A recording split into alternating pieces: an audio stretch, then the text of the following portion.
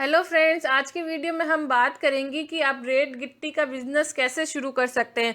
अगर आप ये बिजनेस शुरू करना चाहते हैं तो आपको सस्ती रेत और गिट्टी कहाँ से मिलेगी, इस बिजनेस के लिए आपको किन किन चीज़ों की आवश्यकता रहेगी, कितना इन्वेस्टमेंट, कितना प्रॉफिट रहता है, कैसे आप इस बिजनेस के लिए अपने कस्टमर को ढूंढ सकते हैं और इस बिजनेस को कैसे ग्रोथ कर सकते हैं, इन सब चीज़ों की जानकारी मैं अपने इस वीडियो में दूंगी। तो फ्रेंड्स, मेरे इस वीडियो को पूरा अंत तक देखिएगा। तो शुरू करते हैं। पहले बात करते हैं कि ये बिजनेस कैसे होगा। तो इस बिजनेस के लिए आपको सबसे पहले ज़रूरत पड़ती है 2 ट्रैक्टर ट्रॉली की ज़रूरत होगी। आपको 2 ड्राइवर रखने होंगे।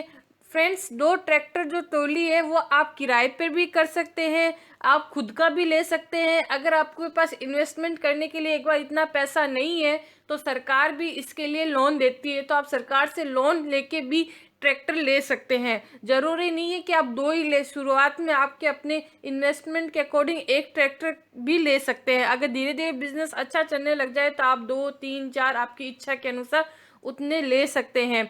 आपको मिट्टी की यूनियन में रजिस्ट्रेशन करवाना होगा अगर आप ये बिजनेस करते हैं तो। अब बात करते हैं फ्रेंड्स, सस्ता कहाँ से खरीदें।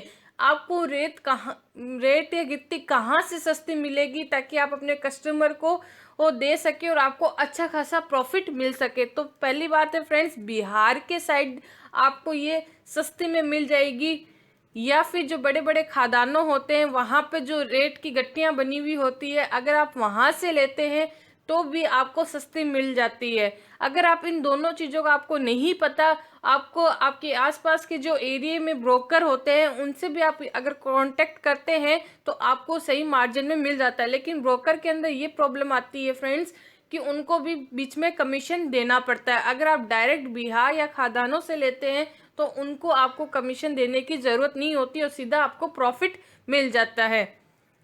अब बात करते हैं फ्रेंड्स, बिजनेस को कैसे बढ़ाएं, आप अपने इस बिजनेस को कैसे ग्रोथ कर सकते हैं, आपके पास कस्टमर कैसे बनेंगे। तो आपको क्या करना पड़ेगा, आपको कंस्ट्रक्शन के कॉन्ट्रैक्टर्स जो होते हैं उनसे संपर्क बनाना पड़ेगा, जो ठेकेदार होते हैं। टाइम पर यूनियन में मिट्टी की ट्रॉली को पहुंचाना होगा ताकि आपकी ये ट्रॉली का नंबर पहले आए और आप कस्टमर के पास जल्दी से जल्दी इस चीज़ को पहुंचा सके। आपका कोई भी ट्रैक्टर ट्रॉली का काम भी कर सकते हैं, मतलब मिट्टी के अलावा अगर आपका ट्रैक्टर खाली है तो उसमें और भी कोई माल किराए पे लेके आप कस्टमर तक पहुंचा सकते हैं। सरकार से कांटेक्ट कर सकते हैं। सरकार जैसे ये सड़कें बनवाती है, गवर्नमेंट फ्लैट्स बनवाती है, उनसे भी अगर आप कांटेक्ट करते हैं तो आपको प्रॉफिट मार्जिन अच्छा बैठता है। सरकार इसके लिए पहले टेंडर भरवाती है, आपको ध्यान रखना होगा कि वो टेंडर कब निकलता है।